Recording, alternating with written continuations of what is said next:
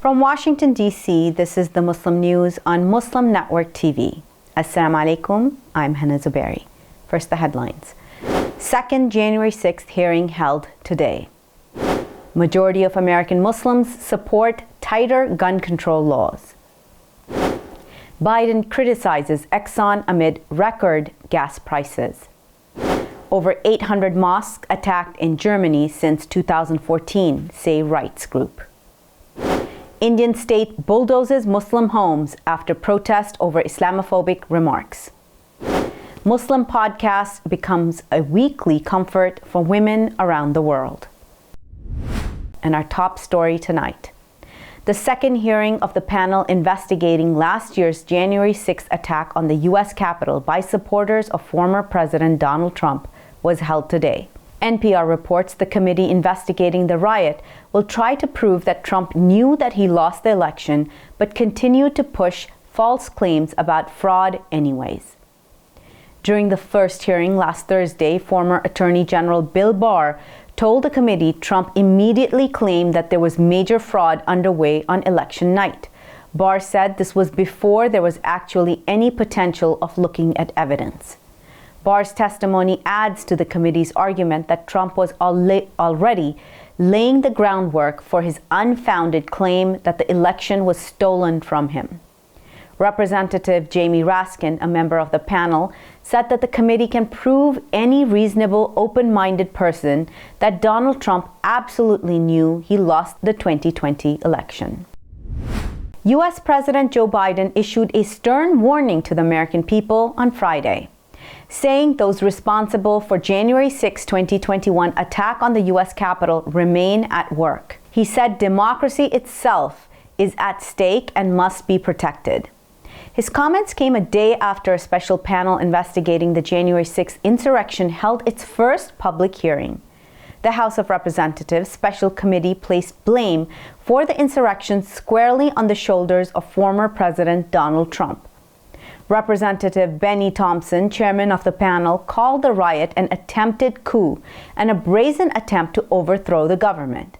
The panel played previously unseen video of former Attorney General William Barr testifying that he told Trump his claims of a rigged election were false. On Sunday, 20 U.S. senators announced proposed bipartisan legislation designed to take meaningful action on gun control. But gun safety advocates criticized the deal, saying it's mostly ignored guns and focused on mental health and hardening of schools. Ryan Sheed, a disabled veteran, a gun control advocate, and Arizona state representative candidate, tweeted that he thought this bill was a joke. Sheed said that the proposed law makes it sound like mental health is the cause for gun violence. Meanwhile, hundreds and thousands took to the streets in more than 450 protests across the nation on Saturday, demanding stricter gun control laws. March for Our Lives, created by students who survived the mass shooting at Parkland's Marjorie Stoneman Douglas High School in 2018, organized the rallies. In related news, more than 6 in 10 American Muslims, or 65% of the community, believe that current laws covering the sale of firearms should be stricter. This is on par with 64% of Jews and Catholics and 65% of religiously non-affiliated. Muslims are more likely than Protestants, white evangelicals, and the general public to hold this view. Those were the findings of the Institute for Social Policy and Understanding, or ISPU. In March 2022, the think tank set out to explore the issue by asking the following question in its landmark American Muslim poll.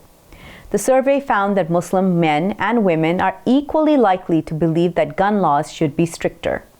ISPU found that this is in contrast to the general public, where women are more likely than men to believe gun laws should be stricter. This gender difference is also found amongst Protestant Americans surveyed. On Friday, U.S. President Joe Biden criticized major oil and gas companies amid soaring fuel prices. Biden noted Exxon in particular had made exorbitant profits. He said oil companies have more than 9,000 permits to drill for oil but are refusing to use them to ensure prices remain high. Another reason for them not drilling is they're buying back their own stock, he added. Gas prices are at record levels, having increased by nearly 50% since 2021. A gallon of gas costs about $5, according to the Automobile Association of America. Biden's comment came hours after the U.S. Department of Labor published inflation numbers of 8.6% in May, the highest since 1981. On Saturday, U.S. Defense Chief Lloyd Austin said that the U.S. will stand by its friends as China adopts a more coercive and aggressive approach to its territorial claim. He said China is using outposts on man-made islands in the South China Sea with high-tech weaponry to advance its illegal maritime claims. This, he said, is sparking tensions.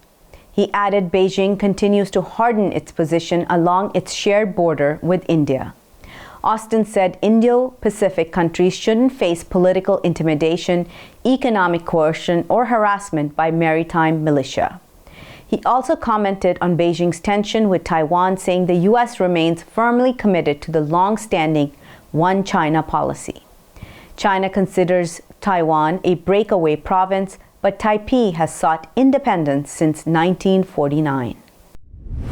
A Muslim podcast is becoming a comfort for women around the world. Details in international news stories after the break. Stay tuned, and we will be right back after these messages.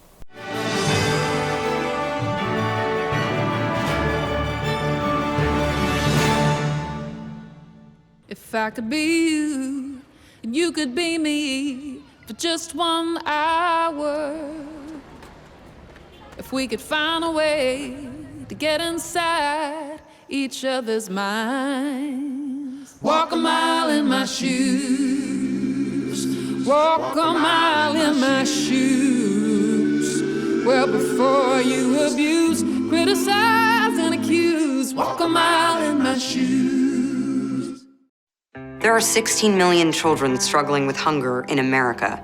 That's 1 in 5 daughters, sons, neighbors, and classmates who don't know where their next meal is coming from. Yet billions of pounds of good food go to waste every year. It's time we do something about it.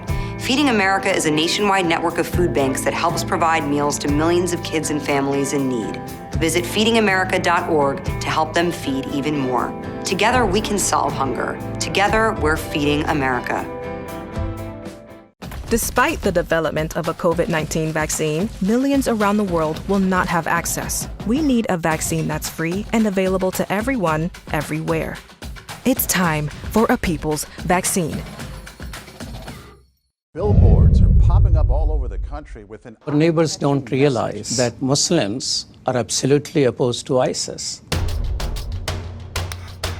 Salam. My name is Abdul Malik Mujahid. I'm an imam in Chicago. 16 shots! No peace! No justice! No peace! So how do we bring up the energy which can really have an impact on the world? You need to build bridges of understanding among people, and we need to have America moving forward. That lesson learned had brought the strength of humanity to America, which is the diversity.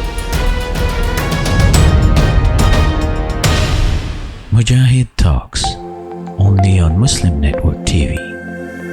Faithfully connected.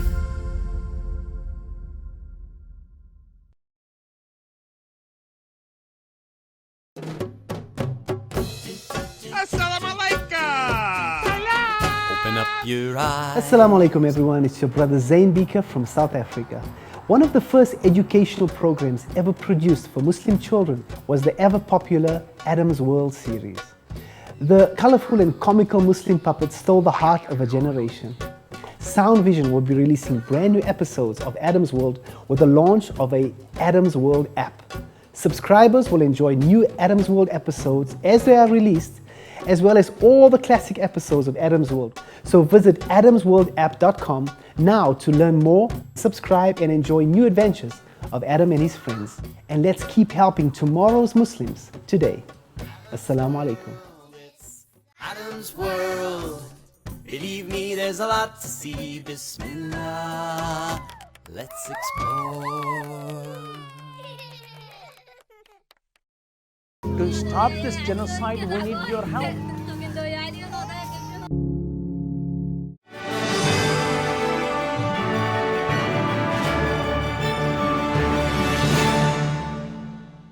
Welcome back. Digital Sisterhood, a Muslim podcast, provides a space where religion, faith, and community come together to discuss mental health, love, and the internet. Podcasts by Muslim women have long stayed in niche communities. Yet, the Digital Sisterhood, which launched last year, is seeing some mainstream success. On Apple Podcasts, the Digital Sisterhood hit the 4th spot on the top new show chart. It is now number 1 in the Islam and spirituality category for the US, UK, New Zealand, and Australia markets. This spring, the podcast reached 1 million downloads. The series focuses on the empowerment of Muslim women. It has struck a chord with listeners worldwide for discussing taboo topics targeting Gen Z and millennial Muslim women. While it has built an online community, its members now attend offline events together. Venice, a tourist destination and UNESCO World Heritage Site, now has a dedicated place of worship for thousands of Muslims living there. Its first mosque was inaugurated in a ceremony attended by representatives of the Italian Islamic community and city institutions. Community members purchased the building with proceeds of the donations collected by Muslims in Venice and the nearby industrial port of Mestre. Yassine Lafram, President of the Islamic Community of Bologna and the Union of Islamic Communities of Italy, said that the mosque is further evidence of our integration. Lafram added the mosque is open to anyone thanks to the Italian constitution. Israel placed early warning radar systems in the UAE and Bahrain to detect missile threats from Iran, local media reported on Friday. The radar systems worked just a few months ago when Iran tried to attack Israel with drones above Iraqi airspace, Israeli Channel 12 reported. That report claimed that the U.S. is preparing to form a new security alliance against Iran, including some Arab countries with which Israel does not have diplomatic ties. Meanwhile, U.S. Congress will consider legislation aimed at creating an integrated air defense system to boost cooperation between Israel and neighboring Arab states. On Sunday, NATO Secretary General Jens Stoltenberg said Turkey's security concerns in opposition to Finland and Sweden joining NATO are legitimate. During a joint news conference with Finnish President Sauli Niinisto in Finland, Stoltenberg said Turkey is a key NATO ally. He noted that this is due to its strategic location between Europe and the Middle East. Stoltenberg cited the support Turkey has provided to Ukraine since Russia invaded on February 24th. Sweden and Finland last month applied to join the Western Military Alliance in response to Russia's invasion of Ukraine. Turkey opposed their application, accusing the countries of supporting and harboring Kurdish militants and other groups Turkey views as terrorists. Over 800 mosques in Germany have been targeted since 2014, according to Brand die Liege, an initiative of the rights group Fair International. In most cases, the crimes were not properly investigated, the group said. The organization, which founded Germany's first reporting center for attacks on mosques, recorded nearly 840 attacks, vandalism, and threats between 2014 and 2022. A detailed analysis of the crimes in 2018 revealed the perpetrators remained unidentified in most of the attacks. Among 120 incidents recorded against mosques that year, perpetrators were identified in only 9 cases. Brand die Liege's experts say that this is the cause for concern. They noted in at least 20 cases, including arson attacks, suspects intended to cause death or great bodily harm. The majority were committed to right-wing extremism or neo-Nazi groups, according to the report. Authorities in the Indian state of Uttar Pradesh demolished the homes of several people accused of protesting derogatory remarks made by ruling party leaders. Bulldozing homes was done within 24 hours of the protest, which affected Muslim families say was without any process. Muslims have been protesting across India in recent weeks against anti-Islamic remarks made about Prophet Muhammad, peace be upon him. The comments were made by two members of the ruling Hindu nationalist Bharatiya Janata Party. India's minority Muslim community members view the comments as increased pressure and humiliation under BJP rule. There are over 200 million Muslims in India, making up the world's largest Muslim minority population. Indian Muslims have faced restrictions on their freedom of worship and the wearing of hijab by Muslim girls and women in schools.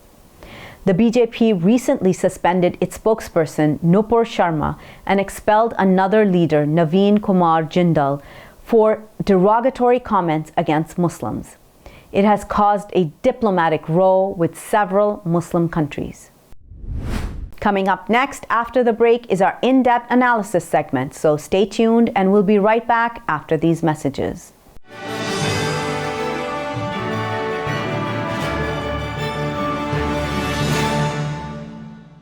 If I could be you, and you could be me for just 1 hour, walk a mile in my shoes, walk a mile in my shoes. Assalamu alaikum. This is Imam Malik Mujahid in Chicago. Just like you, I was moved by that Allahu Akbar lady.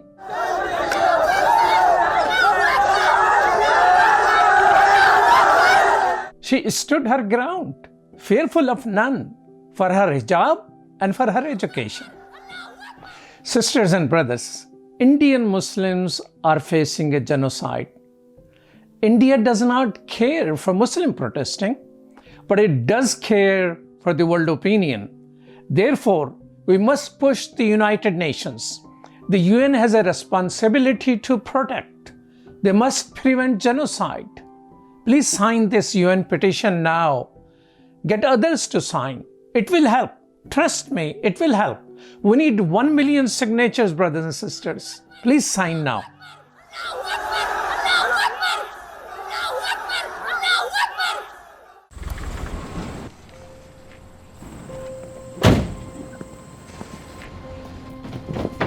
Dad, they took over my bedroom. Come on, come on. Okay, Dad. 1, 2, 3.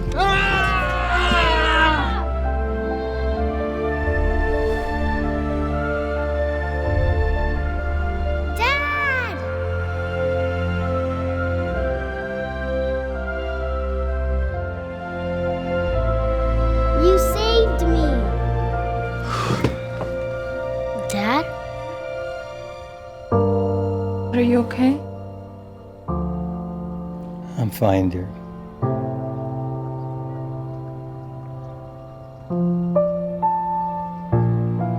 Your hero needs you now, and AARP is here to help. Find the care guides you need at aarp.org/caregiving. We are Justice for All. Headquartered in the heart of downtown Chicago, Justice for All is a global humanitarian initiative dedicated to raising awareness for human rights concerns impacting vulnerable minority groups. Our diverse team of staff and volunteers, led by Imam Malik Mujahid, work tirelessly to help Justice for All achieve their goals.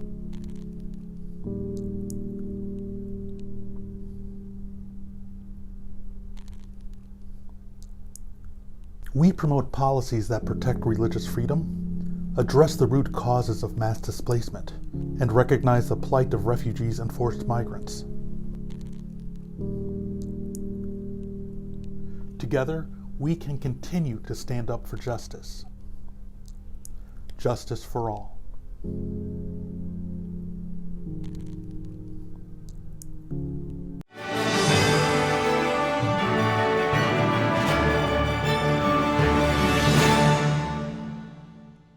Welcome back. Michelle Bachelet, the United Nations Human Rights Chief, has said that she will not seek a second four-year term after her current one expires at the end of August, ending weeks of speculation. To discuss this and more, we have with us Adem Carroll, the Director of UN Programs and Head of Burma Task Force Team at Justice for All. Thank you so much for being with us, Brother Adem. Saikum, thank you for having me. This was Bachelet's long-awaited trip, the first in 17 years by a UN rights chief. And she did go to East Turkestan, where China is accused of having detained more than 1 million people, as well as carrying out forced sterilization of women and enslaved labor. Now, China denies all these accusations of abuse in the region and says that its actions in the region was merely a necessary response to extremism. So she's had about 2.5 months to address her failures on China. She's refused to call out the Chinese government's crimes against humanity in the region. And many victims of China feel betrayed by her.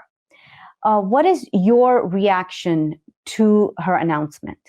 Well, thanks, Sister Hena. You know, I am surprised she stepped down, but on the other hand, most high commissioners do not last more than one term of 4 years. Her predecessor, Prince Raed Hussein, the Crown Prince from Saudi Arabia, was an excellent head of OHCHR, an excellent high commissioner. But he stepped down also because there's so much pressure on that person who's in the role. There's so much political pressure behind the scenes. So actually, I'm somewhat sympathetic to her, even though I think we're quite right to complain about her trip to China. It was really, it's united a lot of people in opposition, including the US government, that said the conditions that China put on the trip were inappropriate and meant that she should not have gone.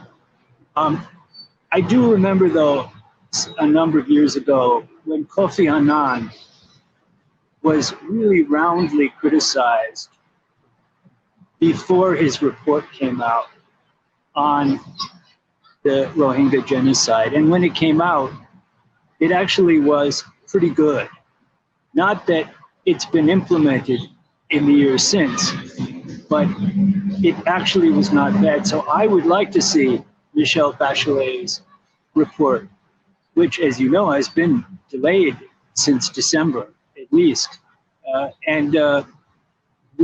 I believe that she was bending over backwards to show, quote unquote, fairness to China by doing this trip. And that when we see the report, it will actually be pretty strong and something we can work with.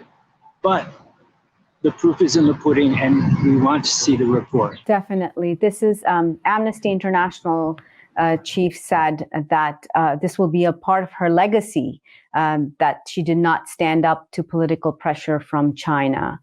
Now, as we also look at other parts of her, her relationship with China, she neglected to offer any specific recommendations to address the gravity of that human rights crisis. And during her entire 4 years, she's been entirely silent on the human rights crisis enveloping Tibet, and even failed to request access to the occupied country despite no high commissioner visiting since 1998.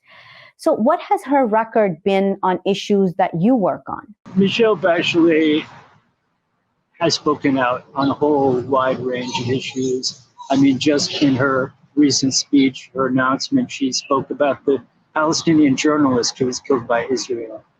So she really is not a total failure by any means.